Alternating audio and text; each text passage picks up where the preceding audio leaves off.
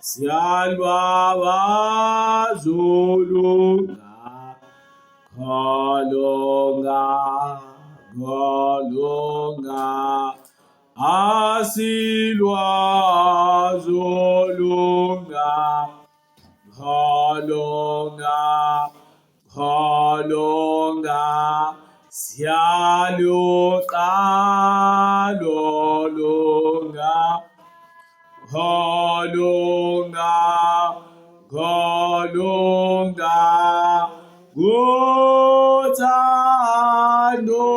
lunga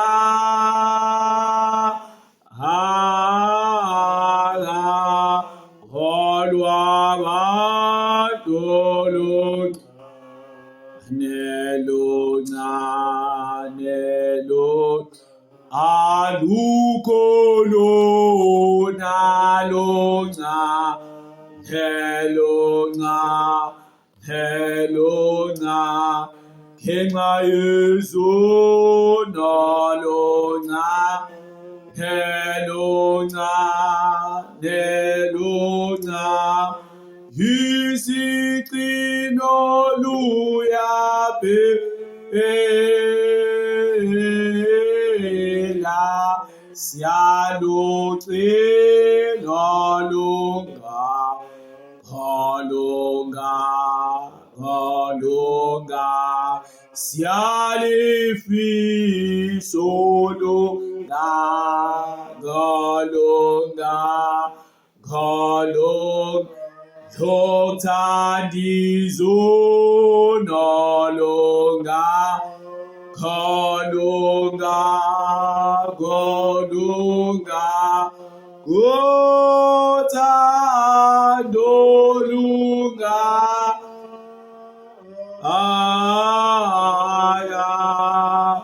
asitholisena amakhaya. Umthandazo wasekuseni. Nkosi yongumbusi, ninimandla wonke, mdali wezulu nomhlaba. Siyabonga Nkosi ulale nathi wavuka nathi umusa wakho nangothando lwakho. Usinqobelile amawonke salala kahle savuka kahle. Kungekusikhona ukuhlalipha kwethu nokuthanda kwethu. Futhi hayi ngoba nakho sinamacebo amahle osuku. Noma wingoba senza kahle phambi kobuso bakho. Kungumusa wakho mveli ngqa. Siyacela kuwe Nkosi yamakhosi. Ubosilondoloze usukwini lakho lanamuhla. Kanye nemindeni yethu. Kube usuku lokukhazimulisa wena wedwa Nkosi yami. Usibaselele usuku intando yakho zesingoni. Siyama ukuqona iqiniso endleleni zakho. Ngoba lo suku siwensela ngenjongo yokuba silungise indlela zethu phambi kobuso bakho. Sithuse igama lakho. Sithi udumo lenkazimulo kungokwakho kuze phade. Amen. Ingakho masikhuleka sithi Baba wethu osezulwini, mangcweliswe igama lakho. Mawufika umbuso wakho, mayenziwe intando yakho emhlabeni njengasezulwini. Siphe namuhla isinkwa sethu semihla ngemihla. Sithethelela amacala ethu njengoba nathi sithethelela abanamacala kithi. Ungasingenisi emlingweni kodwa senzo ngokuba ubuso ngowakho namandla nenkosi kuze phade. Amen. Sipho kukhanya Jehova sibuyele umusa wakho sanela. Sicela emibhalweni yakho Nkosi, sicela umoya wakho ongcwele ukuba usengame ngegama elihle lomfeli wethu uJesu Kristu Nazareth amandla phade. Amen. Ukuthula nomusa nothando neqiniso makwande ngoJehova nangofakazi ongcwele wakhe uJesu Kristu Nazareth amandla phade. Amen. Nkosi usikhupha wena manje uzophade. Amen. Sizonga pholisa imaseko sihlabele bugama. Sofunda incwadi yabaseKorinte engizocela kuyiayina nje. Incwadi yabaseKorinte engizocela kuyiayina. Isihloko sethu samazwi osuku sothi uthando olungaka Jehova asithanda ngalo nathi masimthande. uJehova ngothando asithanda ngalo nathi masimthande. Sizofunda abaseKorinte lapha abaKorinte bokuqala chapter 5. Ngizozama ukuayina la ngiyazama ukuayina la. Ningixolele kodwa njengompristi kaJehova kumele wesinye isikhathi size izinto siyiqondise. Kunezincwadi ezimbili, esibili le esetshenziswa impisi. Kunencwadi embili esetshenziswa impisi. Yesibili le. Impisi ke zikanje. Zingabazalwane ababuka njengabazalwane kodwa abambethe isikhumba semvu. Zingabazalwane kodwa ababuka ngathi bangabazalwane bembethe isikhumba semvu. Yabona? So kumele siqondise njengezwi laNkulunkulu. Siyazi ukuthi izwi laNkulunkulu endabeni zompristi kumele atholakale umthetho kaNkulunkulu. So umthetho kaNkulunkulu kumele ngiqondise nje ukuthi abanye abantu bathini akunandaba nalokho, kodwa kubalekile ukuthi umthetho kaNkulunkulu uzohlala soqondisa. Yabona nje salapha sambe sencwadini yaHosea, ufake la isandla. Ufake lapha isandla. Sencwadini yaHosea. Yenye yezincwadi lezi abayithandayo. So Hosea 5 or 6, I think it's 5. Not in Hosea. Hosea, Daniel, Hezekiah, Hosea.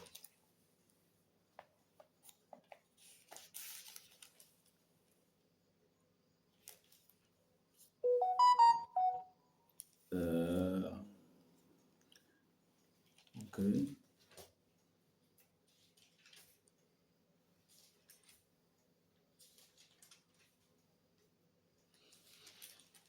Five.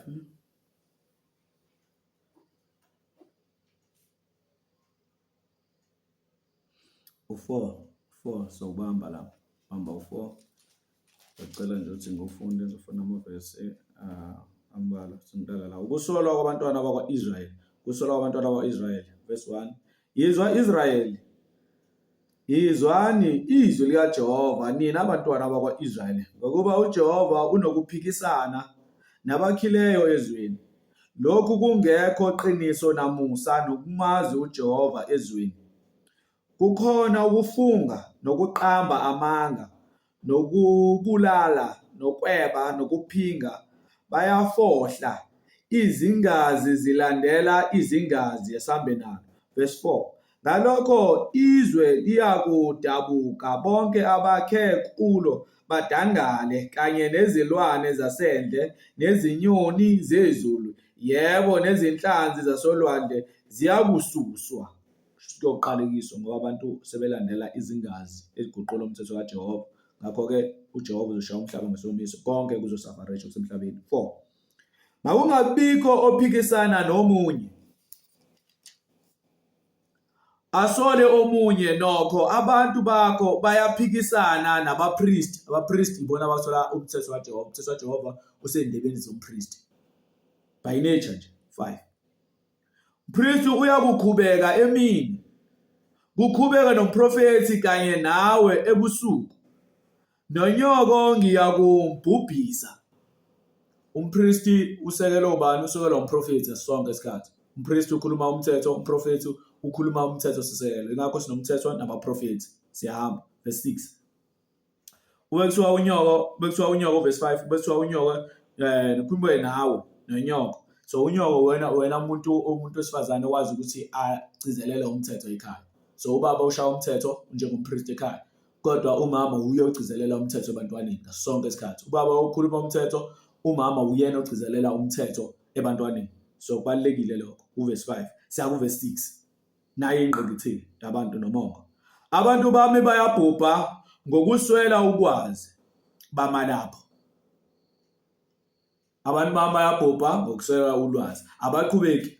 Ngokuba ukulahlile ukwazi, nami ngiyakukulahla. Wena ungabi ngumpristi wami. Lokhu ukhohliwe umthetho kaNkulunkulu wakho, nami ngiyakukhohlwa abantwana bakho. Abafuni ukuqhubeka. Why bengafuni ukuqhubeka? Ngoba konke kuzokhomba umthetho kaJehova. And konke kuzokhomba bani? Umpristi. Uthi umpristi akakhulume iqiniso. Umpristi wekuthiwa phezulu uyaphikisana nabantu, abantu baphikisana nompristi. Umpristi akhulubeke emini. Ngoba umpristi uyawusho umthetho. Abantu bewuphikisa, agcine naye sengasazi ukuthi uhamba ngaluphi uhlangothi, agcina selalela abantu sesaba abantu ngoba bafuna umkhanda ngamatshe. Nibe careful mekufunda incwadi. Nibe careful. Niqale phezulu incwadi nihambe nayo yonke. Kubalekile lokho. Ngoba izimpisi zababamba abantu.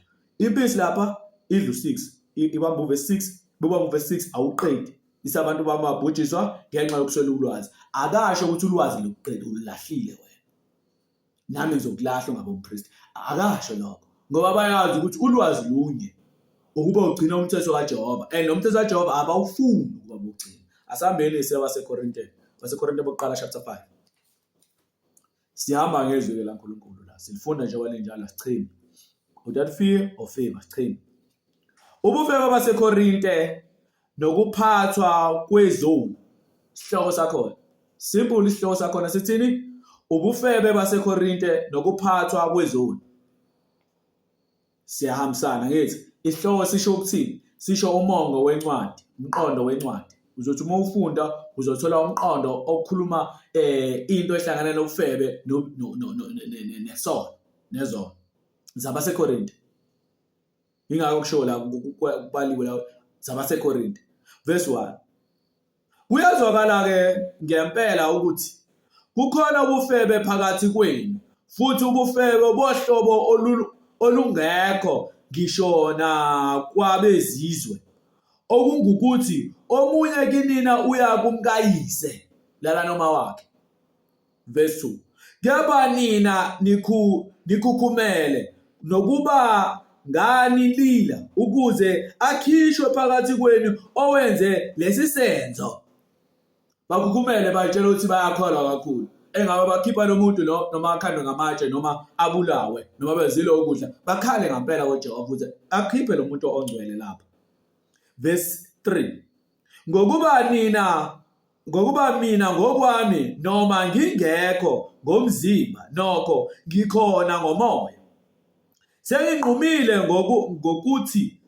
ngikhona ngokomuntu owenza okunjalo ukuba egameni leNkosi uJesu nihlangane nina nomoya nihlangane mina nomoya wami kanye namandla eNkosi yethu uJesu Kristu uJesu onjalo anikelwe kuSathane kukho ubhujiswa kwenyama ukuze umoya usindiswe ngosuku lweNkosi uJesu uthi nami noma ngingekho nani kodwa nginani ngokomoya senginqumile ngalomuntu owenza lezi zinto engathi ngiphakathi kwenu ukuthi onjalo makakhishwe anikelwe kuSathane ukuze kubhubhe inyama kusindiswe umphefumulo ngosuku leNkosi i-judgment lo wahlulele siqhubekeni ukhishwe bani owenza isono ukhishwe bani owenza isono asambeni verse 4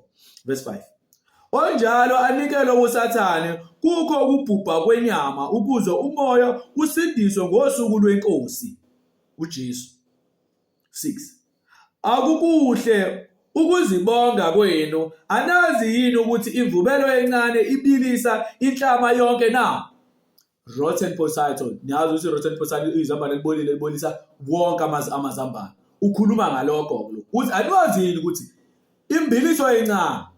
imbiliso encane ibizwa ngokuthiwa i-remnant inhlama encane imbiliso encane kuthiwa i-remnant i-remnant ke kusuke kuyinsana esuke ikhishwe kuflour one-yeast ukuze izofaka omunye uflour omkhulu ongenayo yeast ukuze izobila yonke inhlama so i-remnant so i-remnant ke la insana so uthi ke anazi ukuthi imbiliso encane iyakwazi ukuthi ibilise inhlama yonke okusho ukuthi umuntu oyedwa engasona lingalona lonke ibandla kodwa nikukumele lishaya ifuba nibona ngathi ningcwela ngathi ngihamba kahle but perhaps ukufebe lapha nezona zaseKorinte sambeni verse 7 khiphani imvubelo endala ukuze nibe yinhlama entsha njengalokhu ningabangenamvubelo ngokuba neletha iphasika ngokuba nelethu iphasika lihlatshiwe elinguKristu ake ngiphinde ngi-emphasize lapha ngigcizelele kakhulu bese ngifunde ngabo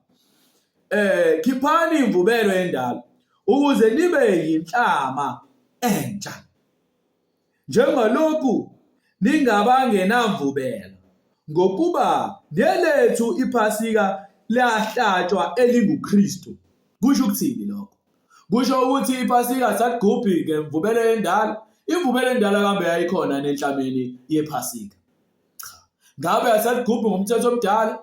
Cha, kodwa la kukhulunywa ngani la? Kukhulunywa ngesono sabantu baseKorinte. Akukhulunywa ngePhasika la. Uyakhotha la. Wenza lento ekuthiwa ama-phonetics, wenza lento ekuthiwa ama-metaphor onjenge. Asiqhubeke. Uyashumayela 7:8. Njengalokho njalo ke masigubhe umkhosi kungabi ngemvubelo endala. Kungabi ngemvubelo yokushinga, yayizwa ke okulo, neyobubi, kodwa kube ngesinkwa esingenamvubelo sobuqotho neseqiniso. Nganilobela encwadini yami ukuba ningahlangani nezifebe. Angisho izifebe zalomhlaba, nokuthi abahahayo nabaphingi, nokuba nabakhonza izithombe, ngokuba phela ngabe nimelwe ukuphuma ezweni. Kepha manje nganilobela ukuba ningahlangani nomuntu obizwa ngokuthi umzalwane, andalani, ngokuthi umzalwane uma eyisifebe noma engohahayo noma okhonza izithombe noma eyisithuki noma eyisidakwa noma engumphangi. Ningaze nadla nonjalo, ngokuba nginandabani nokwahlulelwa abangaphandle na? Nani anahluleli abangaphakathi na? Kepha uNkulunkulu uyakwahlulela abangaphandle. Xoshani omubi phakathi kwenu. Ayimayelana nePhasika le ndaba. Le ncwadi, le chapter ayimayelana nePhasika. Ngifuna nje ukuthi ayine lapha ngoba ngiyazi impisi zobe senigijimisa le ndaba yePhasika la. Yazi why impisi zithanda le ncwadi le. Sezonitshela. Siqale ngendaba omthetho lapha kumpriest. Sathi abantu bayabhubha ngenxa yoswela ulwazi. Sesiyaqondisa ke nali ulwazi. iPhasika lizofuna ukuthi usoke kuqala. iPhasika lizofuna ukuthi uhlanzeke. iPhasika ligujwa izinsuku eziwu4. iPhasika 4 days. Lisuka ngoLesihlanu ngomhla ka10. Lisuka ngomhla ka10 nibamba imvu nivalele mhla ka10. Bese futhi ngomhla ka10 lo niyahlala nale mvu le, ninakekele imvu yenu, lanale imvu yenu. Then akagubhi umuntu ongenayo ilokho ongasokile. And futhi at the same time akagubhi umuntu ozilile, oshonelwe, ongcolile. Akagubhi iPhasika. Okwesibili, iPhasika alidlelwa enkonzweni, lidlelwa ekhaya. iPhasika alidlelwa enkonzweni, lidlelwa ekhaya. Umthetho kaJehova. Awukwazi ukususa umthetho kaJehova. Kodwa siya-understand ngoba uPetru wasitshela ngabantu abakanje. Wasitshela sambe encwadini kaPetru. Wasitshela uPetru ngabantu abanje. Waxwayisa ngoba wayazi ngelinye ilanga sizoshayisana ngembono. Sihambe kuPetru incwadi yakhe yokugcina yaPetru. Sosuka kuverse 13. Kepha kuPetru 2 chapter 3 sosuka kuverse 13. Kepha siyalindela ngesithembiso sakhe amazulu amasha nomhlaba omusha ukukhona kuwo ukulunga. Ngakho bathandekayo, lokhu nibheke lezi zinto. Khuthalelani ukuba nifunyanwe ninokuthula, ningenabala, ningenasici kuye. Isono ukuze sibe khona kumele uphule umthetho kaJehova. Umthetho omungekho ke shuthi isono asikho. 15. Nithi ukubekezela kweNkosi yethu kungukusindiswa. Njengalokho nomzalwane wethu othandekayo uPawuli, underline, walilobela njengokuhlakanipha ayekuphiweyo. 16. Njengalokhu nanasey'ncwadini zonke akhuluma kuzo ngalezi zinto, okukhona kuzo okunye okulukhuni, underline, ukuzwisiswa, ukuthi abangafundile, underline futhi, nabangaqinile, underline, ukuhlanakazela, nabangaqinile bahlanakazele. Njengalokhu benza njalo nangezincwadi kube ngukubhujiswa kwabo. 17 obalekile. Ngakho bathandekayo, njengokuba nazi lokhu ngaphambili, xwayani ukuze ningadukiswa ngokukhohlisa kwabangenamthetho, underline, kwabangenamthetho, niwe ekuqineni kwenu, kepha khulani emseni nasekwazini iNkosi noMsindisi wethu uJesu Kristu. Inkazimulo mayibe kuye manje nakuze kube lusuku lwaphakade. So nikhule emseni, kuthiwa nikhule emseni, senzele umusa ngithi, senzele umusa. So uma wenzela umusa uyakhula emseni, hhayi ukuthi ngoba nakho senzele umusa ngoJesu sesifanele senze kanjani, sife